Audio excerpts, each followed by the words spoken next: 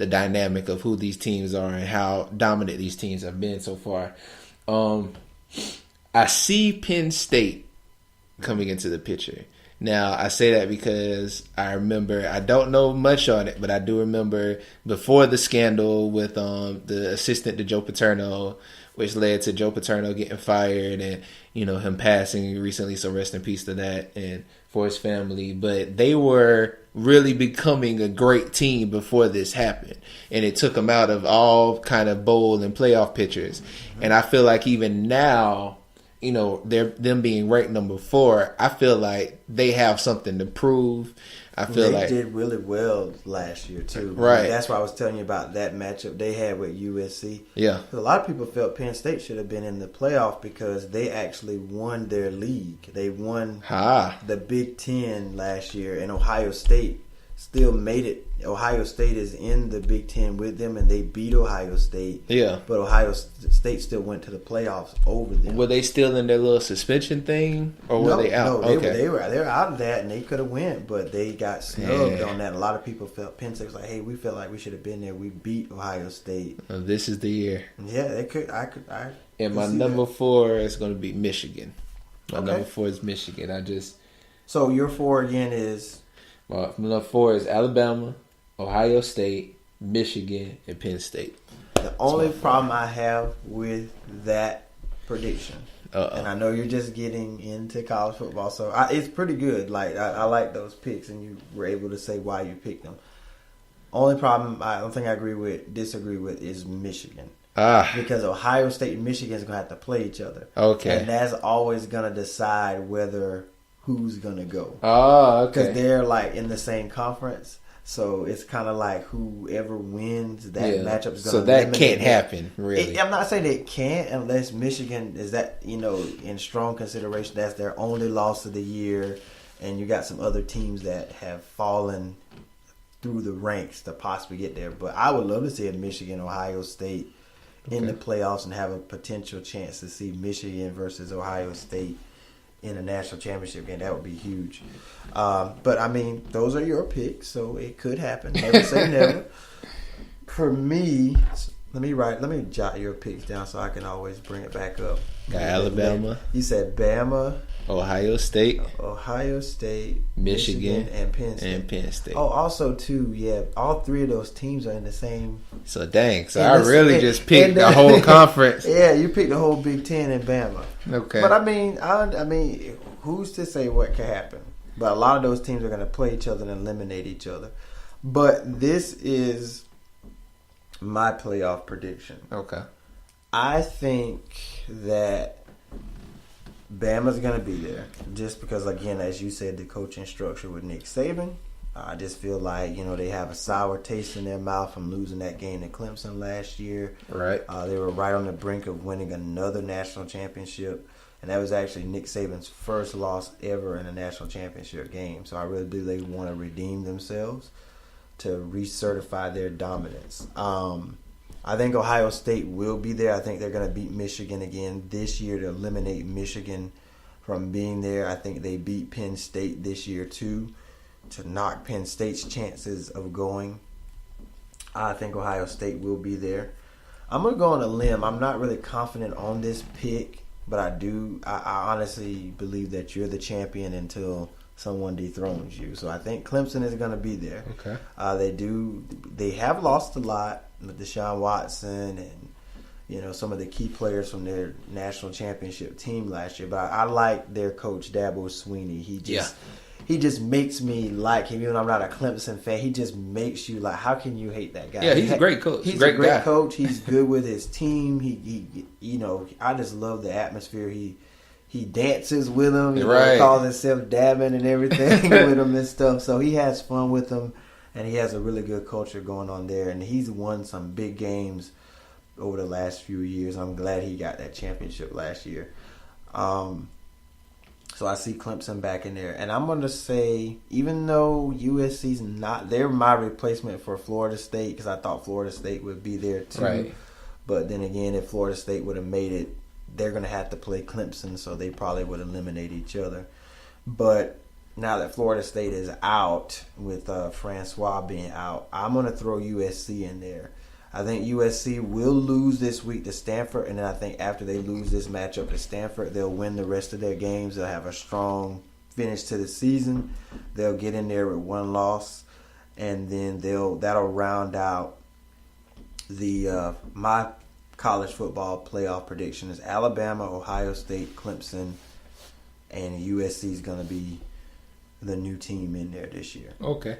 Do you think you can give an idea on your prediction on who's going to win it? Win it all? I think it's Big Bad Bama, man. I think think about Nick Saban, man. He's like Bill Belichick of college football. He's just they're gonna be there. You're gonna have to go through them. You know, even if they don't win it, they're gonna be there, and you're gonna have to go through them. Barring any crazy things happen to that team. I mean, a lot of people joke around and say like Alabama probably could beat some of these low caliber NFL teams, but I still believe that you got professional athletes going against college football, so I think they probably can hang with some of those teams. I don't think they could beat the NFL team. That's just how some people make it seem with their dominance. But I think Bama's the early favorite right now, and I still think you can't count Ohio State out. It's still early, so it's hard to tell the week. Week one, a lot still can happen and take place. So we just have to kind of see how it all plays out. There are going to be upsets. There are going to be injuries. There are going to be some major shakeups here and there. So we just have to kind of see how it all plays out. But that's just how I feel that it's going to go. We'll probably revisit this later in the year when it gets close to this time to kind of see how our predictions are playing out. Hopefully, I can still get points if they're still in the picture. If they're in the picture, I don't think yours is going to take place. I'm not bashing you. No, I didn't know. Yeah, but I think you have some really solid teams that's going to have some really good seasons. Yeah. And they are potentials to go. So I think you made some really good picks there. But that's just, some of the things that's going on with college football right now. So we're going to go ahead and wrap this up with college football. And before we end it for this segment, I'm just going to throw in a little bit of baseball in there because we don't have much on baseball. But I did see a couple of cool things I think happen in the baseball world. And for the Arizona Diamondbacks, J.D. Martinez hit 4 home runs to shut out the L.A. Dodgers. And he is the 18th person in history to hit that many multiple home runs in a single game to do so. That's awesome. I thought that was just something incredible that needed to be said considering we are a sports broadcast, even though we don't do much on baseball. And another thing, man, in a junior Little League World Series, a little guy named Jack Reganey, I hope I'm saying his last name right, center field for Pennsylvania as they played against Chinese Taipei, I think that's how they say it. He made possibly the catch of the year in stealing a home run by jumping and falling over the fence in the process of catching it and rolling once he fell outside the fence to just snap back up and just show that he had it nonchalantly. Had a composure of a professional. He stole a home run. The only sad part about this story was that they lost 2-1 in that series. That's the sad part about it, man. But it was just an incredible catch by somebody who possibly has an incredible future. It's funny. It makes me think of my little rec baseball. And I remember playing it ever since like Pee Wee or whenever they start putting the ball on the thing to hit it off of. T-ball, Yeah, T-ball. Up until I think 13 or 14. And I think our all-star team, we won our all-star championship. And for me, this funny thing about it for me, at that age, I felt like I done it all in baseball. I left that, like I didn't want to play baseball no more. I was like, we got in the newspaper, we won the all-star championship. What else can I do? I wasn't even thinking relevantly of making it a career and possibly in the MLB. Mm-hmm. So to see these people now, doing Little League and they're like in World Series and doing stuff, that's incredible. And I hope, this man has a bright future. And to kind of darken this baseball mood, a sad thing that did happen is the Boston Red Sox got caught using an Apple Watch to steal pitching signs during baseball games. Wow. And this is against the Yankees, according to the New York Times. And the investigation was conducted by the MLB, determined that a member of the Red Sox training staff used the smartwatch to receive information that helped the team's players decipher hand signals used by the opposing team's catcher, who was in charge of making and signaling the pitch selections for the pitcher. This was given an article by The Verge by Sean O'Kane. And it's funny, Demo made a reference to it. They're saying that how New England always has some kind of scandal, which makes me go back on how the brilliant manipulation of New England Patriots dominate. But it's crazy to hear that, we use all this technology to just steal. And I mean, I guess now for them it's a money thing, so they don't care about the sportsmanship of the game. I think at this point is a lot of people say, you ain't cheating, you ain't trying. So, I mean, I always believe everybody's doing something to gain some type of advantage. Yep. Now, some of it's just blatant cheating. Now, I can't make an excuse for that. I mean, if it's you using a device to do it. But my disclaimer for Deflategate, this is the reference I always use with people when they say this. So, everybody threw Tom Brady under the bus, like, oh, he knew they was deflating those footballs and he had something to do with it. He knew it because he's the quarterback of the team. And yeah, but I use this reference here. So, see, Moody, I come to your house. Your car is not in your yard, right? Okay. Does that mean you're home? Not necessarily. So, I can't say that you're home because I know your car's in. Oh, he in there because his car in the yard. So how can you say that by Tom Brady being the quarterback of this team, he knows what's going on? He knows what's going on with that. When it comes to like, hey, he's a quarterback. He touches the ball. He knows. This guy has to study film. He has to break down the defense. He has so much to do to game plan for this game. He's not responsible to go in there. I just don't see him saying, hey, take. Like, before this Deflategate thing even happened, did anybody even know there was a PSI level for football? No. I thought all of them was just the same. Right. I thought all of them had the same amount of air. I never thought this would have been an issue.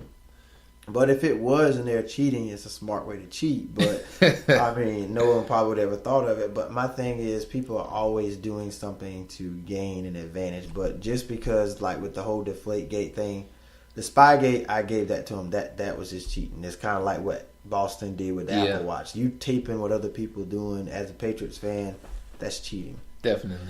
But the thing is, though, my argument for Spygate was always, I can know what you're doing, but I still have to stop you from doing it. Yeah. So it's just kind of like the Michael Jordan analogy. At the end of the game, the Chicago Bulls, we all know who was getting the ball, right? Yeah. We knew, like, Michael Jordan is going to get this ball at the end of the game.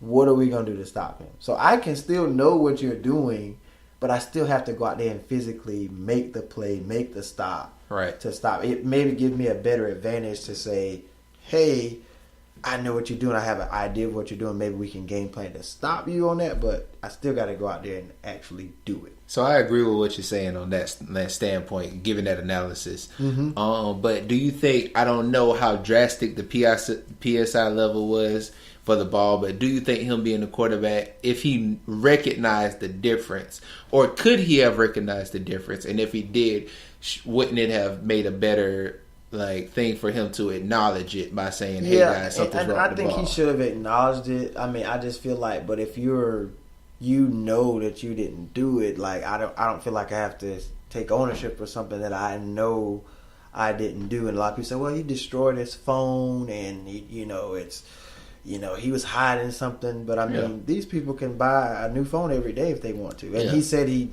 changed his phone just for his protection, just to keep his personal stuff definitely protected. But I just feel like the analogy I use, like with you, like if I come to your house, I see your car in the yard, I automatically assume, oh, CJ's home. No, he's not home. You could have rode with someone else. It doesn't mean that you're there just because your car is there. It doesn't mean that Tom Brady knew what was going on with these footballs. It's kind of see what hard you're not to believe, but I just honestly believe he didn't have anything to do with that. I see what you're saying, and I give you a leadway because I know that is your team, And I'm going to be biased. exactly. So hey, but you gave me enough, and now